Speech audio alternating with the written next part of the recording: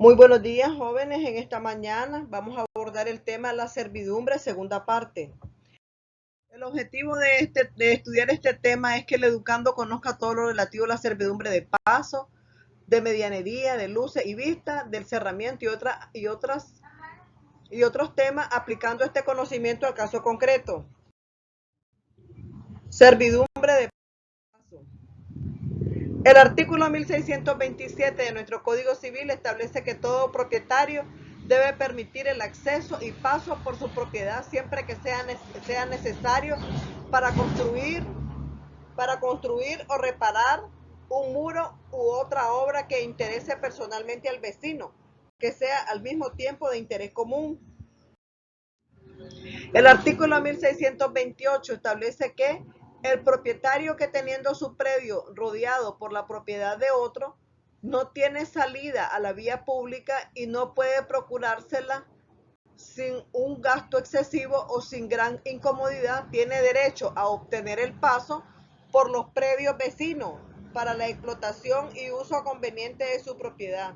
Este paso debe establecerse del lado en que el trayecto del predio que está enclavado es más corto a la vía pública y causa el menor daño al predio sobre que se ha acordado. Las mismas disposiciones pueden aplicarse al que teniendo derecho de tránsito por la propiedad de otro necesita para los fines expresados de ensanchar la vía por el paso de vehículos.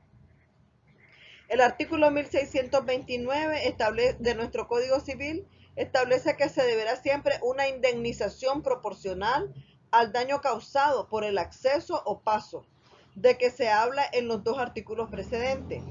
El artículo 1630 del Civil nos habla que si el predio estuviere cerrado por todos los lados por efecto de venta, cambio o partición, los vendedores permutantes o copartícipes están obligados a dar el paso sin ninguna indemnización.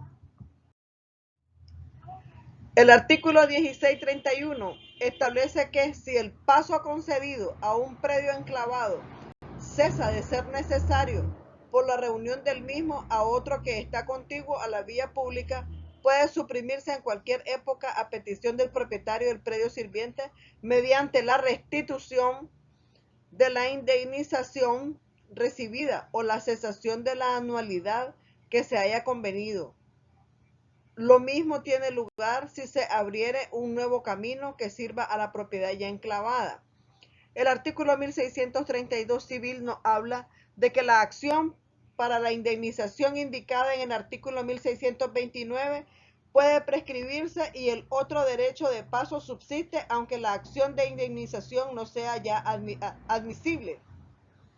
El artículo 1633, cuando se limite el paso necesario para el cultivo de una finca enclavada, entre otras, y para la extracción de sus cosechas a través del predio sirviente, sin vía permanente, la indemnización consistirá en el abono del perjuicio que ocasione este gravamen. La anchura de la servidumbre de paso será la que baste para el predio dominante.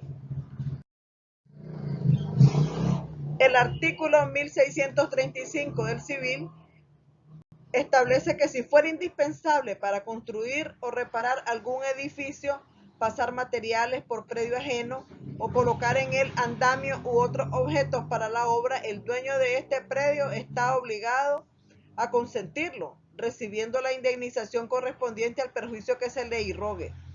El artículo 1636 establece que si hubieren varios predios por donde puede darse el paso a la vía pública, el obligado de la servidumbre será aquel por donde fuere más corta la distancia.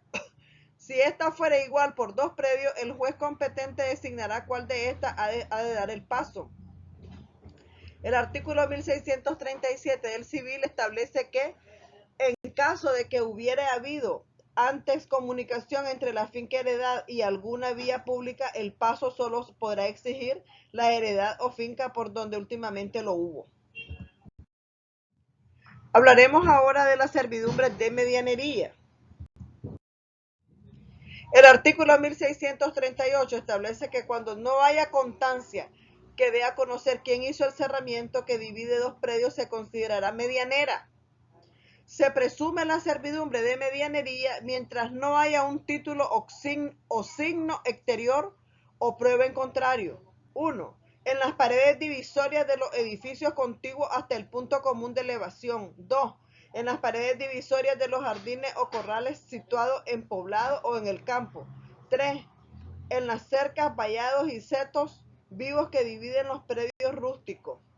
Si las construcciones no tienen una misma altura, solo hay presunción de medianería hasta la altura de la construcción menos elevada. El artículo 1640 establece que se entiende que hay signo exterior contrario a la servidumbre de medianería. 1. Cuando en las paredes divisorias de los edificios haya ventana o hueco abierto. 2. Cuando la pared divisoria esté por un lado recta y a plomo en todo su parámetro y por el otro presente lo mismo en su parte superior, teniendo el interior releje o retallos. 3.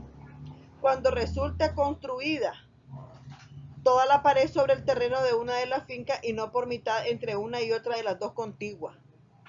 Y cuando la pared sufra las cargas de carreras, pisos y armaduras de una de las fincas. Cuando la pared divisoria entre patios, jardines y heredades esté construida de modo que la albardilla vierta sobre una de las propiedades. 6. Cuando la pared divisoria construida de mampostería presente piedras llamadas pasaderas, que de distancia a distancia salgan fuera de la superficie solo por un lado y no por el otro. 7. Cuando las heredades contiguas a otras defendidas por vallos, setas vivos, no se hallan cerradas. 8. Cuando la pared fuere divisoria entre un edificio del cual forme parte y un jardín, campo, corral o sitio sin edificio. 9. Cuando la cerca que encierra completamente una heredad es de distinta especie de la que tiene la vecina en su lado contiguo a la primera. El artículo 1641 establece que en general se presume que en los casos señalados en el artículo anterior, la propiedad de las paredes, cercas, vallados o setos pertenece exclusivamente al dueño de la finca o heredad que tiene a su favor estos signos exteriores.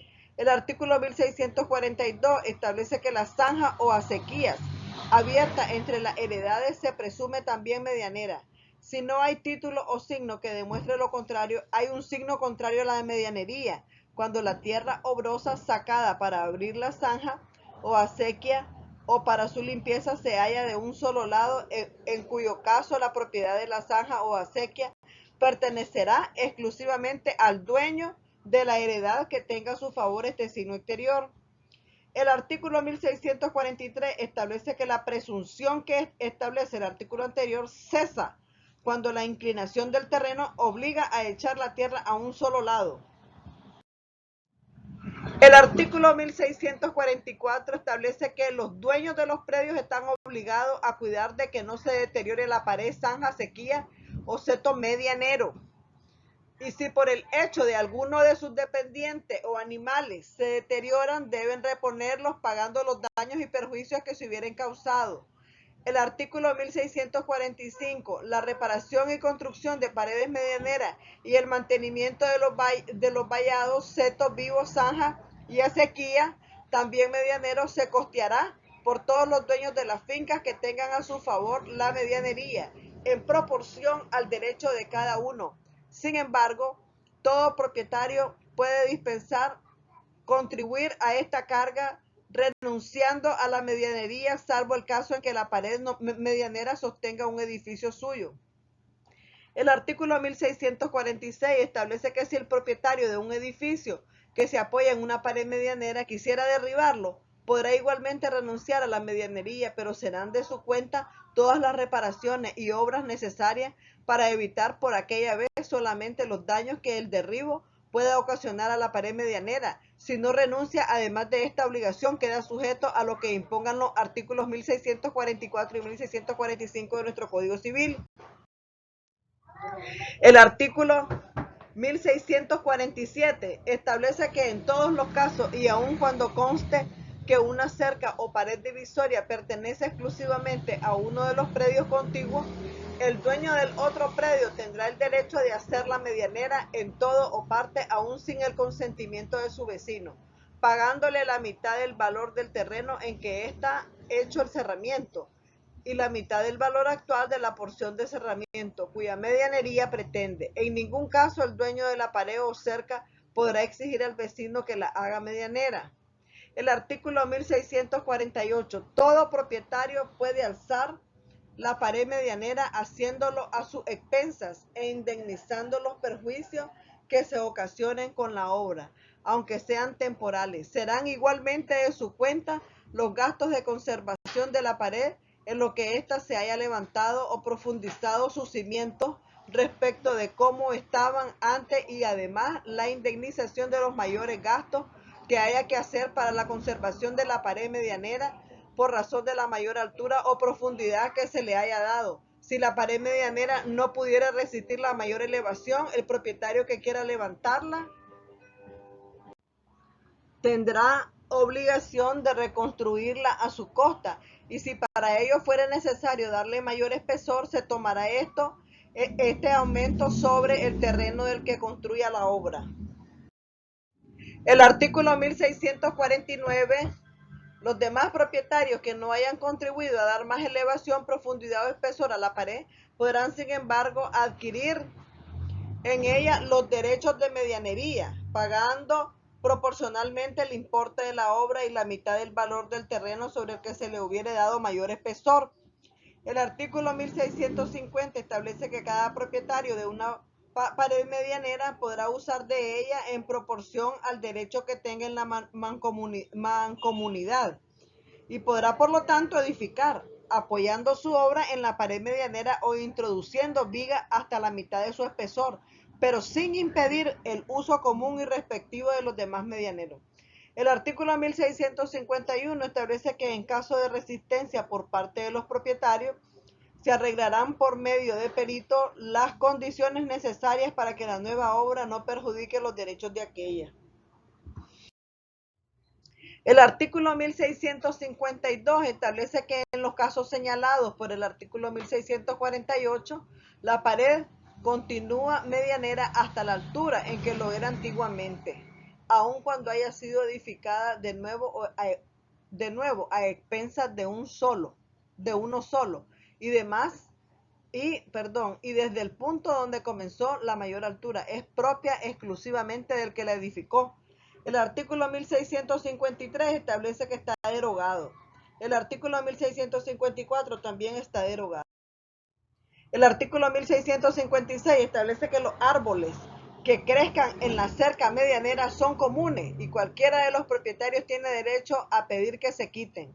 Los árboles que se encuentren sobre la línea divisoria entre dos propiedades se presumen medianeros cuando no hay título o prueba en contrario. Los árboles que sirven de límite no pueden cortarse sino de común acuerdo cuando la autoridad judicial ha reconocido la necesidad convenida de la corte. Entraremos a ver ahora el tema el deslinde y amojonamiento. El artículo 1657 establece que todo dueño de un predio, el usufructuario o cualquier poseedor en nombre propio, tiene derecho a que se fijen los límites que los separan de los predios colindantes. Si antes no se ha hecho el deslinde, o si se ha borrado o confundido el lindero por el tiempo, y para exigir a los respectivos dueños que concurran a ello, haciéndose. El artículo 1658 establece que la demarcación del lindero se hará conforme a los títulos de cada uno, y a falta de títulos suficientes para el caso conforme a lo que resulte de la posesión en que estuvieran los colindantes. El artículo 1659 establece que si los títulos no determinaren los límites ni el área de cada terreno y la cuestión no pudiera resolverse por la posesión o por otro medio de prueba de los permitidos en juicio contencioso, se hará la demarcación distribuyéndose el terreno objeto de la contienda por partes iguales. El artículo 1660 establece que si la extensión que resultare del conjunto de todos los títulos de los confinantes fuere mayor o menor de la totalidad del terreno, el exceso o falta se distribuirá proporcionalmente entre ellos. El artículo 1661. Si los mojones hubieran sido colocados equivocadamente por un título no contestado, se rectificará el error sin que pueda oponerse la prescripción. El artículo 1662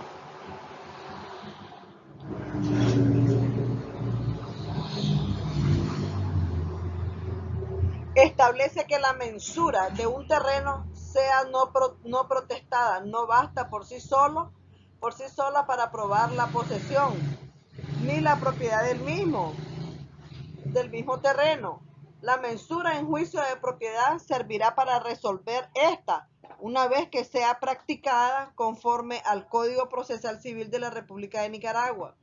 El artículo 1663 establece que si se ha quitado de su lugar alguno de los mojones que deslindan predios vecinos, el dueño del predio perjudicado tiene derecho para pedir que el que lo ha quitado lo reponga a su costa y le indemnice de los daños que de la remoción se le hubiere originado sin perjuicio de las penas con que las leyes castigan el delito. El artículo 1664 establece que el deslinde y amojonamiento de los terrenos baldíos nacionales está sujeto a las leyes y jurisdicción administrativa. Y se agrega el término nacionales porque el concepto de terrenos baldíos es aplicado tanto a los terrenos particulares como a los nacionales. Y en este caso, la ratio legis indica con la referencia a las leyes y jurisdicción administrativa que se trata de los de los mencionados terrenos baldíos de carácter nacional. Hablaremos del cerramiento.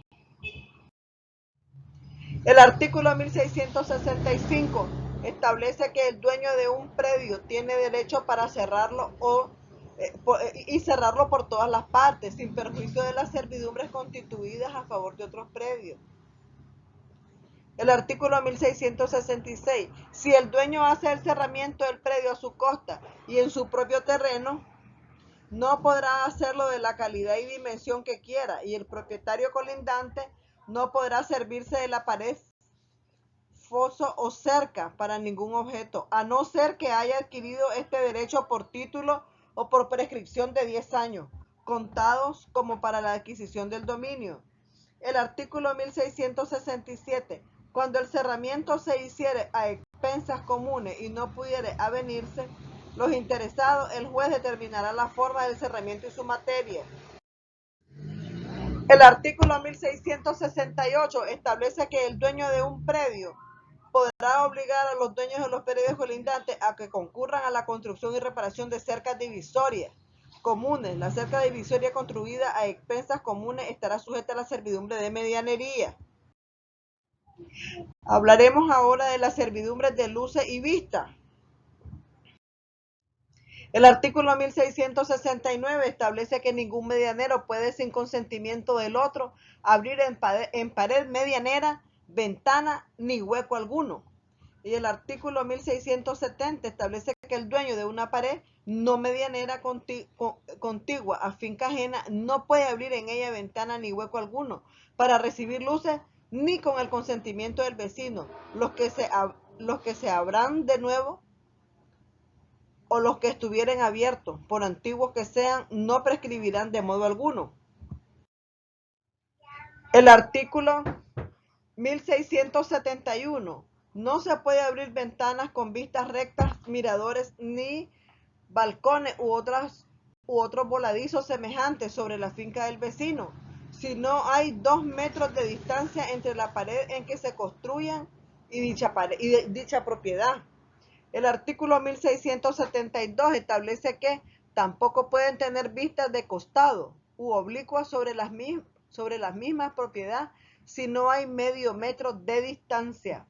El artículo 1673 establece que tratándose de vistas directas, se mide la distancia desde la cara exterior de la pared y si hubieren balcones u otras obras salientes análogas, desde su línea exterior hasta la línea de separación de las dos propiedades, cuando se trata de vistas de costado u oblicuo, se miden desde el lado de la ventana más próxima o desde el saliente más próximo hasta la dicha línea de separación. El artículo 1674 establece que lo dispuesto en los artículos 1671, 1672 dice que no es aplicable a los edificios separados por una vía pública. El artículo 1675 establece que cuando por cualquier título se hubiera adquirido derecho a tener vistas directas, balcones o miradores sobre la propiedad colindante, el dueño del predio sirviente no podrá edificar a menos de 3 metros de distancia, tomando la medida de la manera indicada en el artículo 1673.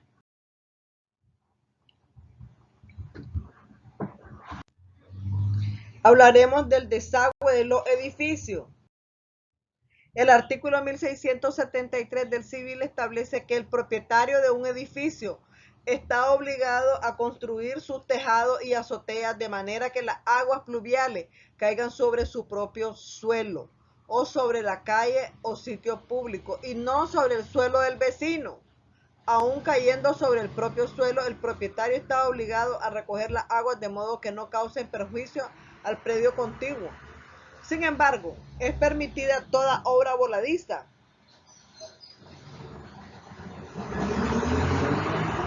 necesaria para que la pared de separación no se deteriore con el agua de lluvia, con tal que el voladizo se limite a este objeto y que por su forma no cause ningún daño al predio ajeno.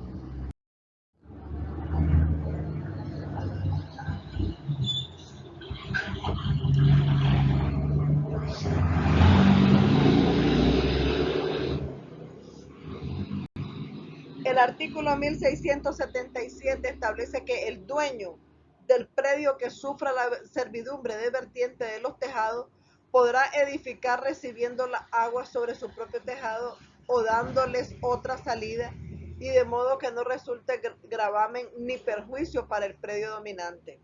El artículo 1678 establece que cuando un predio rústico o urbano se encuentre enclavado entre otros de madera, de manera que no tengan comunicación directa con algún camino, canal o calle público, están obligados los dueños de los predios circunvecinos a permitir por el punto de los predios contiguos que sea más fácil la salida, el desagüe del central.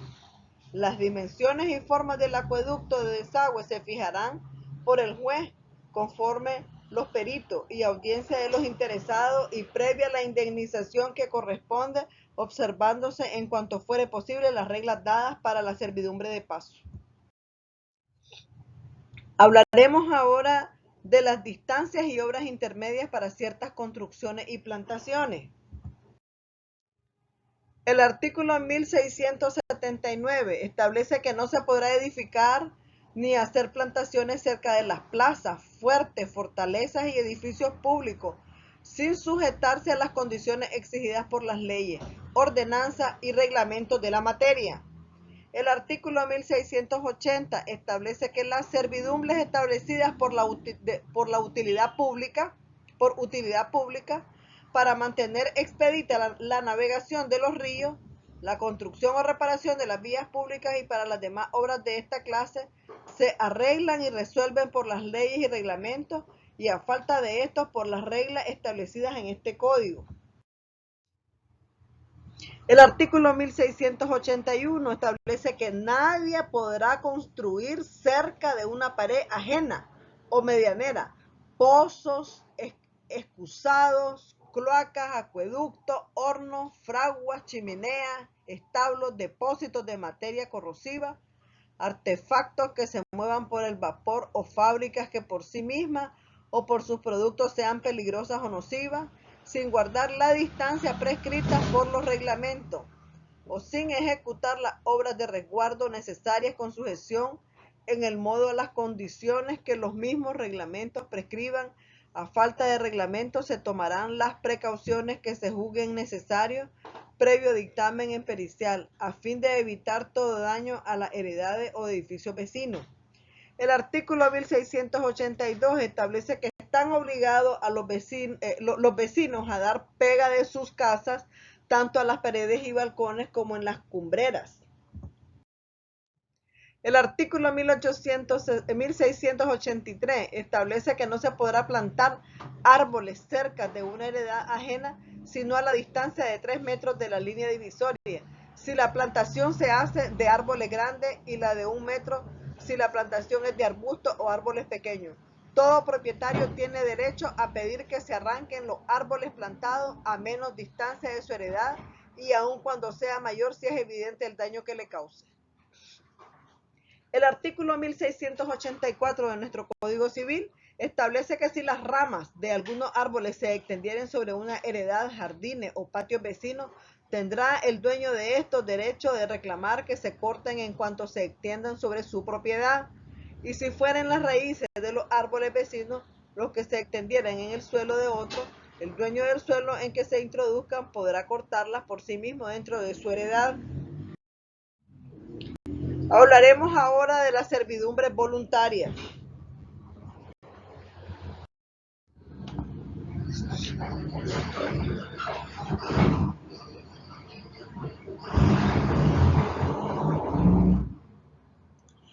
El artículo 1685 establece que todo propietario de una finca puede establecer en ella las servidumbres que tenga por conveniente y en el modo y forma en que bien le pareciere, siempre que no contravenga a las leyes ni al orden público.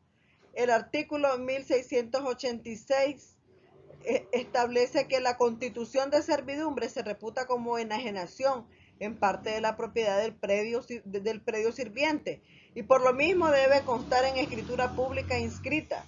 Los que no pueden enajenar sus bienes, sino con ciertas solemnidades o condiciones, no pueden sin ellas imponer servidumbre sobre la misma. Se suprime el segundo párrafo por la expresión cosas y se sustituye por bienes, ya que el concepto de cosas jurídicamente no abarca los bienes inmateriales. El artículo 1687 de nuestro Código Civil establece que si fueren varios los propietarios de un predio, no se podrá imponer servidumbre sino con consentimiento de todos. El artículo 1688 establece que si siendo varios los propietarios, uno solo de ellos adquiere una servidumbre en otros predios a favor del común de ella, podrá aprovecharse todos los propietarios, quedando obligados a los gravámenes naturales que traiga consigo y a los pactos con que se haya adquirido. El artículo 1689 establece que es inaplicable que expresa la concesión hecha por uno de los copropietarios separadamente de los otros, obliga al cedente y a sus sucesores, aunque lo sean a título particular, a no impedir el ejercicio del derecho concedido.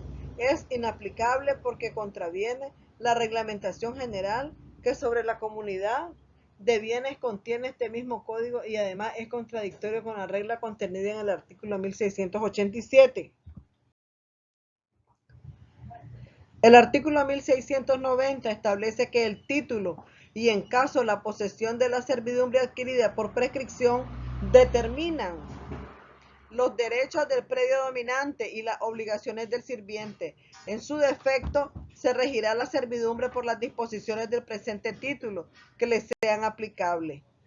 El artículo 1691 establece que si el dueño del predio sirviente se hubiere obligado, al constituirse la servidumbre, a costear las obras necesarias para el uso y conservación de la misma, podrá librarse de esta carga abandonando su predio al dueño del dominante.